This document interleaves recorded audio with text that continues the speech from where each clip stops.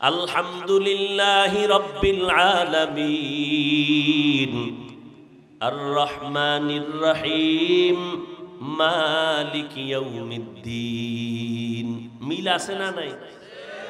ইযা ওয়াকাআতিল ওয়াকিআহ লাইসা লিওয়াকাআতিহা কাযিবাহ খাফিজাতুর রাফিআ।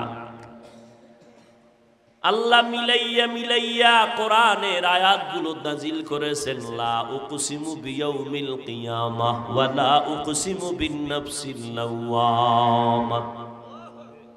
মিলায় মিলায় দিছে। আম্মা ইয়াতাসাআলুন আনিন নাবাইল আযীম আল্লাযী হুম ফীহি মুখতালিফুন। এই ঘুম আসতেছে আপনাদের? ঘুম আছে জীবনের কপালের ঘুম তো মোবাইল খেয়ে ফেলছে। যদি কেউ কয় হুজুর ছেড়ে দেন ঘুমামু, পৃথিবীতে জীবনে কোনো মিছা কইলে একটা কাঁচা মিছা কথা কইল, একটা রাত্র ৩টার আগে ঘুমাইব না, শুধু কাঁচা মিছা কথা বয়ে বয়ে গল্প করবে। আর মোবাইল তো দিয়ে দিছে, আমি হুজুরেও ব্যস্ত, আমনেও ব্যস্ত। আরে মাদ্রাসার ফলাফান মোবাইল চালায়, দইরা ফেলাইলাম মোবাইল চালাস কেন? কসম খাইছে মোড়ও চালাই না। ধরা খাওয়ার পরে কইলাম মোবাইল আর দেওয়া হবে না, যা। এরপর হুজুর মোবাইল দেন। মোবাইল চালাইলে মাদ্রাসায় পড়ানো যাবে না, মাদ্রাসায় থাকুন না, মোবাইল চালাও।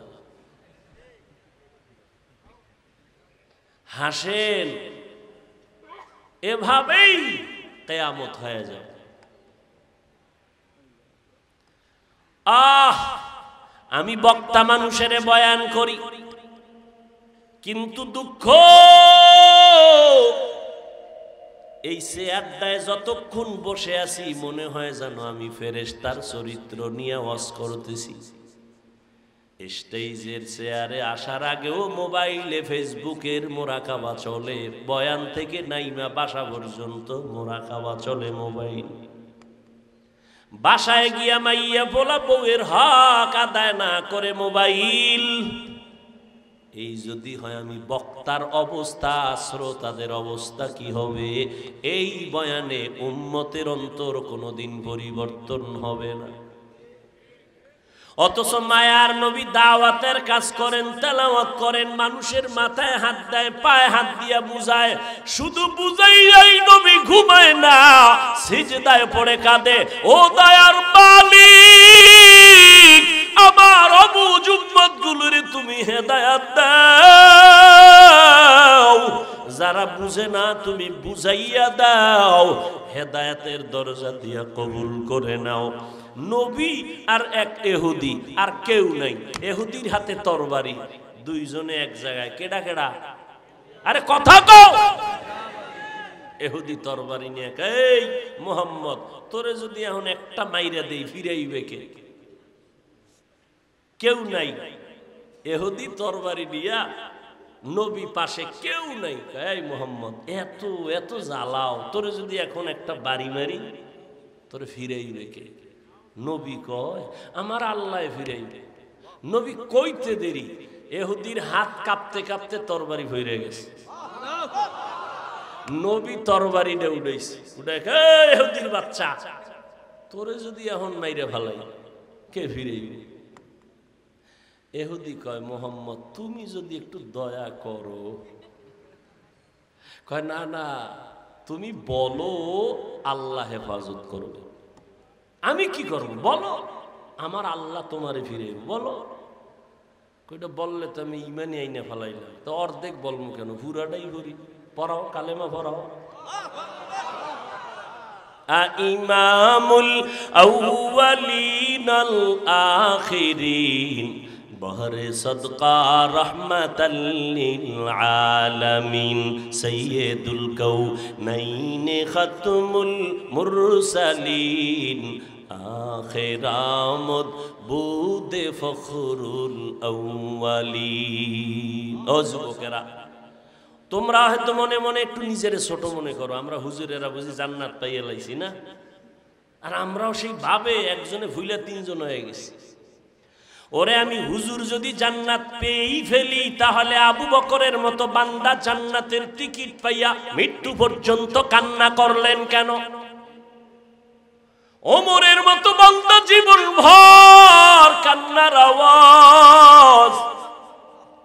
জান্নাতের টিকিট পাইয়া ওসমান রাদিয়াল্লাহু আনহু হাউমাউ করে কাঁদলেন, জীবন ভর কবরে একা থাকবো কেমনে? এগো হালাত যদি এমন হয় তা আমরা তো মানুষই।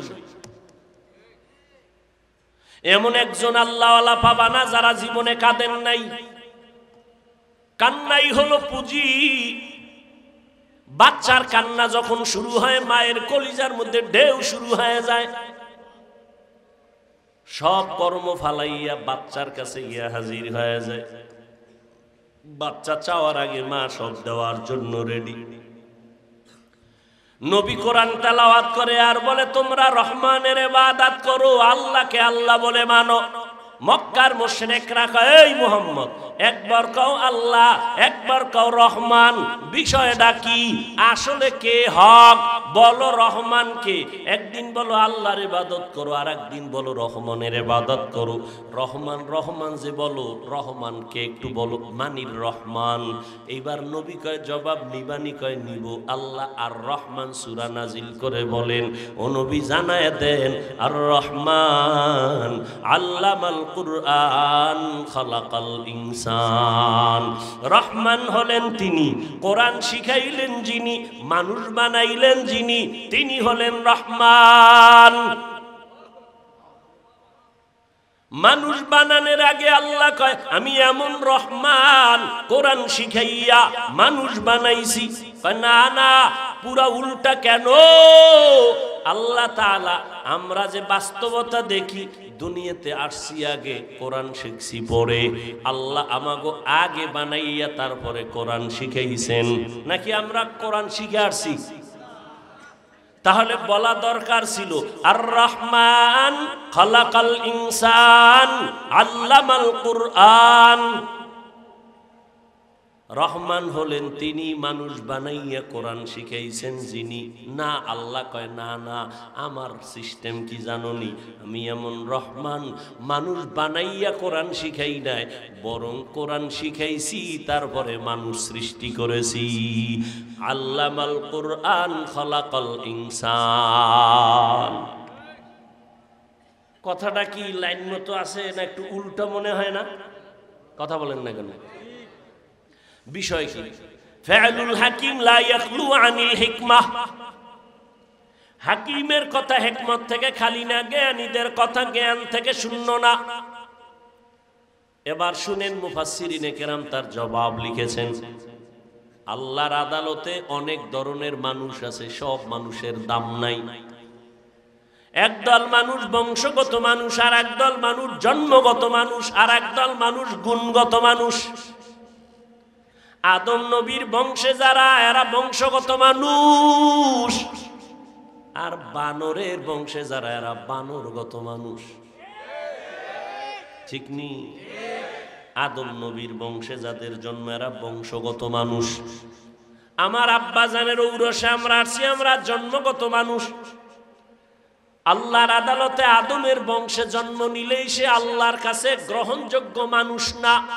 ভালো করে খেয়াল করেন, জন্মগত মানুষের দাম আল্লাহর কাছে নাই, বংশগত মানুষের দাম আল্লাহর কাছে নাই। আল্লাহর কাছে একদল মানুষের দাম আছে যারা গুণের মানুষ। কেমন দাম? কয় দুনিয়াতেও শান্তি, পরকালে বিনা হিসাবে জান্নাত। কোন মানুষ? কথা কন না কেন? গুণের মানুষের দাম বেশি। বেশি না তার মানে হলো গুণের মানুষই জান্নাত পাবে, আর কেউ পাবে না। এবার আমরা বুঝার চেষ্টা করি, গুণের মানুষ কাকে বলে? বলে যেই বস্তুটা যেই কাজের জন্য বানানো হয়, ওই কাজটা হলো ওই বস্তুর গুণ। মাইকওয়ালা মাইক বানাইছে আওয়াজ দেওয়ার জন্য, আওয়াজ দেওয়া মাইকের গুণ। বাতিওয়ালা বাতি বানাইছে আলো দেওয়ার জন্য, আলো দেওয়া বাতির গুণ। পাখাওয়ালা পাখা বানাইছে বাতাস দেওয়ার জন্য, বাতাস দেওয়া পাখার গুণ। বুঝেননি? মাইকের গুণ কি? আওয়াজ না দেওয়া। বাতির গুণ কি? পাখার গুণ কি? ঘড়ির গুণ কি? কেমন টাইম দিবে? 6টার সময় কইবে 13টা। ভাইরা আমার ভালো করে খেয়াল করেন, মাইকওয়ালা বানানোর সময় এটারে বানাইছে যেই কাজের জন্য, এই কাজটা এটার গুণ। বানানোর সময় কি কাজের জন্য বানাইছে? সাউন্ড দেওয়ার জন্য। সাউন্ড দেওয়ায় মাইকের গুণ। যদি মাইক আওয়াজ না দেয় সবাই লাত্তি মেরে ফালায় দিবে, বলবে এটা গুণের মাইক। বাতি যদি আলো ঠিক মতো না দেয় সবাই ফেলে দিয়া বলবে এটা গুণের বাতি না। পাখা যদি বাতাস না দেয় সবাই ফেলে দিয়া বলবে এটা গুণের পাখা না। এবার বুঝেন মানুষ আল্লাহ কেন বানাইছেন? কি ঘুমাইতেছেন না? ওজে আইলি ঘুমায়। হ্যাঁ, জান্নাতের বাগান তো একটু ঘুম তো আসবেই। আদম নবীরে জান্নাতে দিছেন, আরে ঘুম। এদিক দিয়ে তুফান হয়ে যাইতেছে, আদম নবীর খবর নেই। নিজের শরীর থেকে সার্জারি করতেছে আল্লাহ নিজে, আদমের ঘুম আর ঘুম, খবরই নেই। একদিকে আড্ডি মাওলায় লইয়া হাওয়ারে বানাইয়া লাইছে, খবর নাই। আরে ঘুম।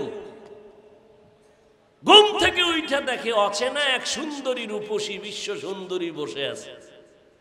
অন্তর খালি যায় যায় যায়। ফেরেশতারা কয় কই যাও?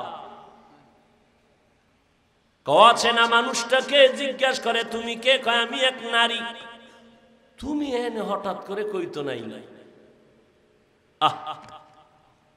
কয় আমারে তোমার শান্তির জন্য আল্লাহ বানাইছে।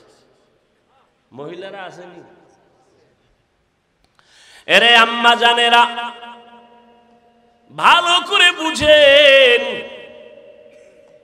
আল্লাহ আপনাদের বানানোর একমাত্র কারণ হলো আপনার মাধ্যমে পুরুষের শান্তির জিন্দেগি উপহার পাবে। ফেরেশতারা কয় এমনে যাওয়া যাবে না, বৈধতার সাথে যাও। কয় কেমনে? কয় বিয়া হবে, মোহর হবে। বিয়া কে পড়াইবেন? বলে আমার আল্লাহ। বিয়ায় সাক্ষী লাগেনি না? সিফাগল্লিতে সব সাইজ। সাক্ষী কে হবে? যেই বিয়া পড়াবেন আমার আল্লাহ, ওই বিয়ার সাক্ষী হবে আরশে আজিম যারা মাথায় লইয়া দাঁড়ানো আছে সেই ফেরেশতা। মোহর লাগবে নি? কেউ কি সুবিধাবাদী রাখে মোহর মাপ লইয়া লাইছে। ধান্দাবাজ কোথাকার। কোন জায়গায় মোহর মাপ না, এটা মিথ্যা কথা। আর ধরে আতে বিঘাতে বাপের নাম নাই সানগাজির বে, কামাই নেই 10 টাকা, মোহর ধরছে 3,49,000, 13 টাকা 14 পয়সা। আছে না নাই? সব জায়গায় ধান্দাবাজ। এরপরে 50,000 টাকা উসব, এই একটা আরেক মিশা কথা। পুরা বিয়াটা যদি মিথ্যার দ্বারা সাজায়, এই সংসারে শান্তি হবে কি? ওদিক দিয়ে মাইয়া বিয়া করতে গিয়ে 13 জনে গেছে দেখতে, বন্ধু বন্ধু বান্ধব সব লইয়া। বিয়া করবে একজনে, দেখতে গেছে 13 জনে। এরপরে ভিতরে ভিতরে কন্টাক্ট, বিদেশের ভিসা। বুঝেন না? তোমার বাড়ির মাইয়া নিমু, বিদেশে যাওয়ার ভিসা দিবানি। তুমি বউ বিয়া কইরা বিদেশ যদি যাও ভিসা লইয়া, বউ পাহারা দিবে কে? আমার ছোট ভাই আছে। কি বানায় কইতেছি? আকাম চলে না? এই যৌতুক চলে না? হালাল না হারাম? ভাইরা আমার, এই শিবচর এলাকায় বোধহয় গুনাহ নাই।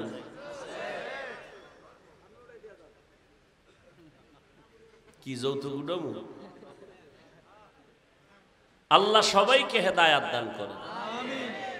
যুবকেরা মাওলায় 2টা হাত দিয়েছে। রক্ত যদি পবিত্র থাকে, ওয়াদা কর নিজের পায়ে দাঁড়াইয়া কামাই কইরা চিৎকার দিয়া বলবি, শ্বশুরের গোষ্ঠীরা আমারটা খাবি, আমি খাওয়াবো। কোনোদিন ফকিন্নির মতো শ্বশুর বাড়ি থেকে ভিক্ষা নিব না। আর যদি ওই পায়খানা খাওয়ার চিন্তাই করো, তাহলে বিয়ার আগের দিন হাতের কবজা কাইটা ফালায় কবি আমি পুরুষ নামের কলঙ্ক, তুই কাপুরুষ। আল্লাহ হেদায়াত দান করেন। কি কথার মধ্যে দিয়ে হেন আইলাম খবর নেই। আম্মা জান হাওয়া আলাইহিস সালাম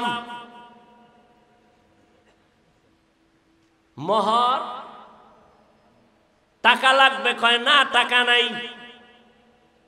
ফেরেশতারা আল্লাহর অর্ডার পায়, কয় মোহর হলো।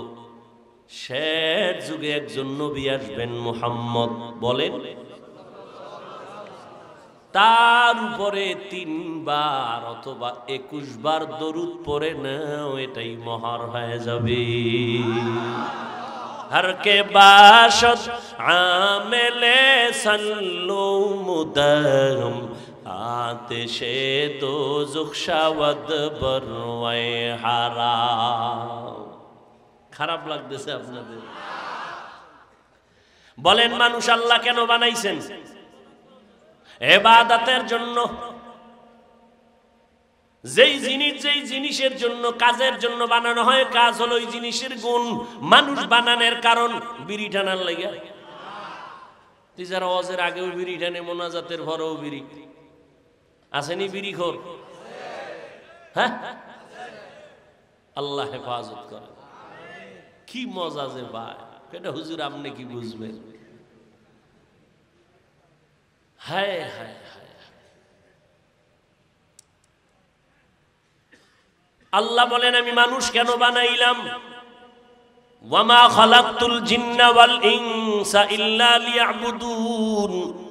আল্লাহ বলেন আমি মানুষ বানাবার একমাত্র কারণ হলো ইবাদত। কার ইবাদত? ইবাদত মানে কি? সারা রাত্র তাসবিহ টানা? এক কথায় জীবনে যা করবেন সব ইবাদত। এই ছেলে মেয়েরা স্কুলে পড়ো ইবাদত, কলেজে পড়ো ইবাদত, ডাক্তারি পড়ো ইবাদত, চাকরি করো ইবাদত, ব্যবসা করো ইবাদত, ঘুমাইয়া থাকবা তাও হবে ইবাদত। যদি আমার আল্লাহর জন্য হয়, নবীর তরিকায় হয়। নবীর তরিকায় ঘুমাইলেও ইবাদত, আর নবীর তরিকা বাদ দিয়া নামাজ পড়লেও গুনাহ। নবীর তরিকা বাদ দিয়া নামাজ কেমনে? আল্লাহু আকবার। এবার আলহামদুলিল্লাহ সূরা বাদ দিয়া দরুদ শরীফটা আগে পড়ে লাইছে, যেটা বইয়ে পড়তো। নবীর আশেক তো, এজন্য আগে দরুদ পড়ে লাইছে। হবে? বলেন। মাগরিবের ফরজ নামাজ কয় রাকাত? 3 রাকাত নামাজে দাঁড়াইয়া আল্লাহর বান্দা চিন্তা করে ফেললো, আরে 2টা সেজদা মাওলারে বাড়াইয়া দিলে মাওলায় খুশি না হইয়া যাবে, তাহলে আর বেজোর 3 রাকাত পরে লাভ কি? আর 1 রাকাত বাড়াইয়া 2টা সেজদা মাওলারে দেই, মাওলায় খুশি হয়ে যাবে। 4 রাকাত জোর হয়ে যাবে। মাগরিবের 3-এর 4 বানায় সেজদা 2টা বাড়াইয়া দিছে আল্লাহরে খুশি করার জন্য। জানা থাকলে বলবেন নামাজটা হবে নি।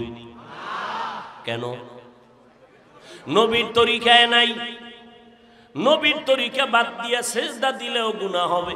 আর নবীর তরিকায় খানা খাবেন সওয়াব, বাথরুমে যাবেন সওয়াব, নবীর তরিকায় যত আমল করবেন সওয়াব। নবীর তরিকায় নামাজ পড়লে যেমন ইবাদত, নামাজ পড়বেন না তাও ইবাদত।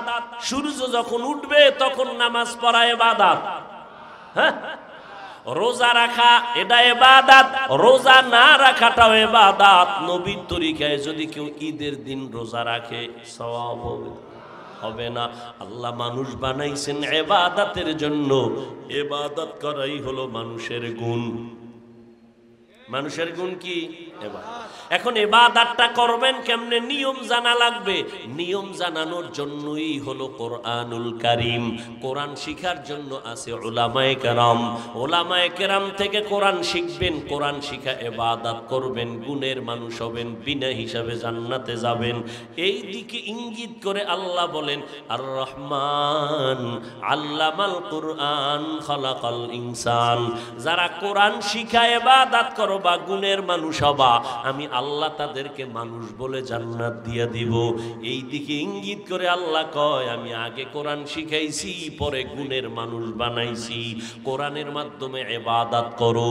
ও যুবকেরা, ও বৃদ্ধ বাবাজিরা, ও পর্দার আড়ালের আম্মা জানেরা, আপনাদের এত মর্যাদা, এত সম্মান। আপনারা নবীদের মা, সাহাবায়ে কেরামের মায়ের মতো মা, আপনারা আয়েশা রাদিয়াল্লাহু আনহার মতো নারী, আপনারা খাদিজা রাদিয়াল্লাহু আনহার মতো নারী, ফাতেমা রাদিয়াল্লাহু আনহার মতো নারী। আপনাদের এত মর্যাদা, মারিয়াম আলাইহিস সালামের মতো আপনাদের সম্মান। মারিয়াম আলাইহিস সালামের এত সম্মান, নবী হাদিসে বলেন কিয়ামতের ময়দানে জান্নাতের 8টা দরজা খুলিয়া 4টা মহিলাকে বারবার ডাকবে, আসো জান্নাতের মধ্যে আসো। কোনো হিসাব নাই, কোনো নিকাশ নাই। কিসের সূর্যের গরম, কিসের জমিনের গরম, কিসের জাহান্নাম। জান্নাতের 8টা দরজা দিয়া ফেরেশতারা ডাকবে কয়জন মহিলাকে? 4 জন মহিলাকে ডাকবে। ওদের কোনো হিসাব নাই। আল্লাহর ফেরেশতারা ডাকবে, আসো জান্নাতের বিছানা রেডি। এর মধ্যে 4 জনের 1 নাম্বার মারিয়াম আলাইহিস সালাম, ঈসা নবীর আম্মা জান। আল্লাহ তারে ডাকবেন ফেরেশতার মাধ্যমে। দ্বিতীয় ফাতেমা রাদিয়াল্লাহু আনহা, তৃতীয় হবে খাদিজা রাদিয়াল্লাহু আনহা, চতুর্থ হবে ফেরাউনের স্ত্রী আসিয়াকে ডাকবে, আসো জান্নাতের বাগান খোলা হয়ে গেছে। এরে আম্মা জানেরা, এই দুনিয়াতে আপনাদের থেকেই তো ভালো সন্তান।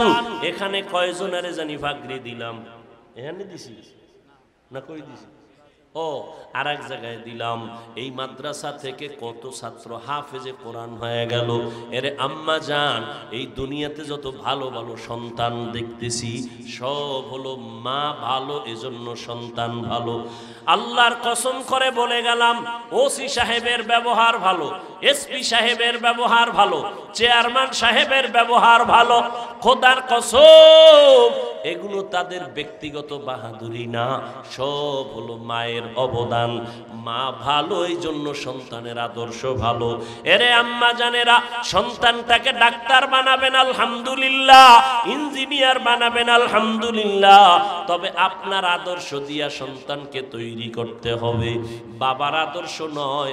মায়ের কাছে সন্তান সময় কাটায় বেশি, মাকে ফলো করে চলে বেশি। এরে আম্মা জানেরা, একটা ভালো সন্তানের মা হইয়া কবরে যাবেন, স্বামীর মাল হেফাজত করবেন, নিজে পর্দা রক্ষা করে সতীত্ব বজায় রেখে চলবেন, নিজের ইজ্জতকে নষ্ট করবেন না, খারাপ সন্তান রেখে যাবেন না।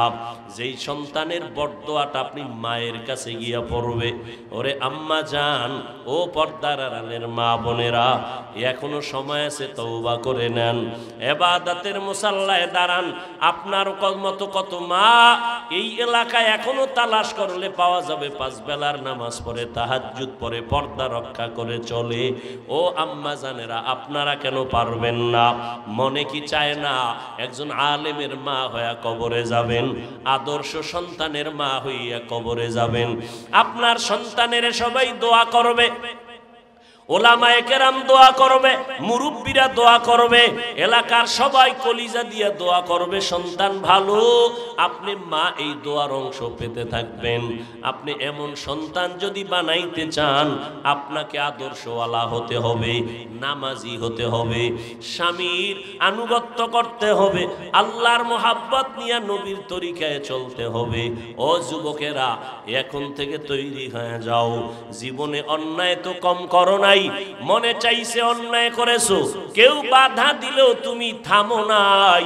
আজকে থেকে অন্তরকে দুর্বল করে আল্লাহর কাছে তওবা করো। মরিয়া গেলে যাবা, কোনোদিন নামাজ ছাড়বা না, বেপরদায় চলবা না, দাড়ি কাটবা না, মা বাবার সাথে খারাপ ব্যবহার করবা না, ওলামায়ে কেরামের বিরোধিতা করে গুনাহগার হবা না, নবীর তরিকা নিয়ে চলবা। ও আল্লাহর বান্দারা, এখনো যদি তওবা করো, আমার আল্লাহ এত বড় দয়াময়, 1 সেকেন্ডের তওবার বিনিময়ে জীবনের গুনাহ আল্লাহ মাফ করে দিবেন। তওবার নিয়ত সবার কপালে হবে না।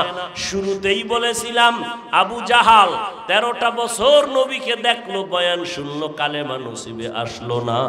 এই জমিনে কিছু আবু জাহালের বন্ধু শক্ত পাথরওয়ালা অন্তর নিয়ে থাকবে।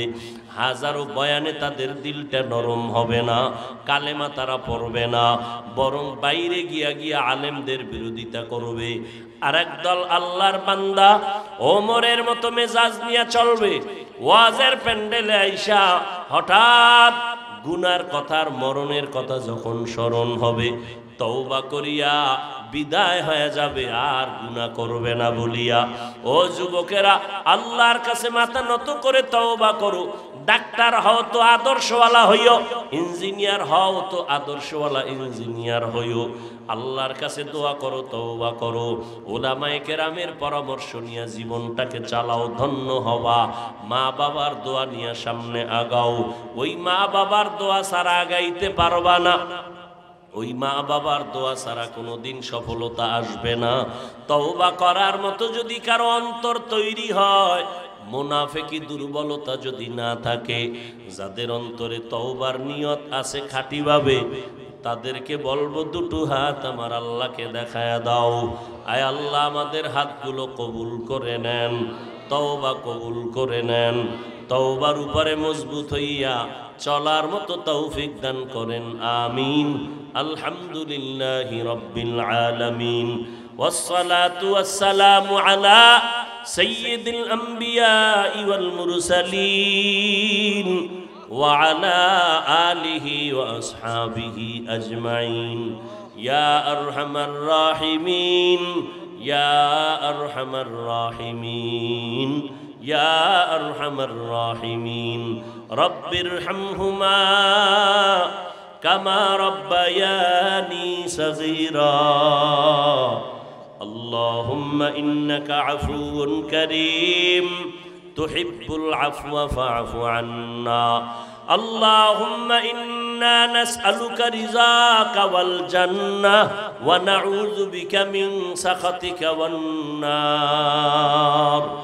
اللهم إنا نعوذ بك من البرص والجنون والجذام وسيء الأسقام।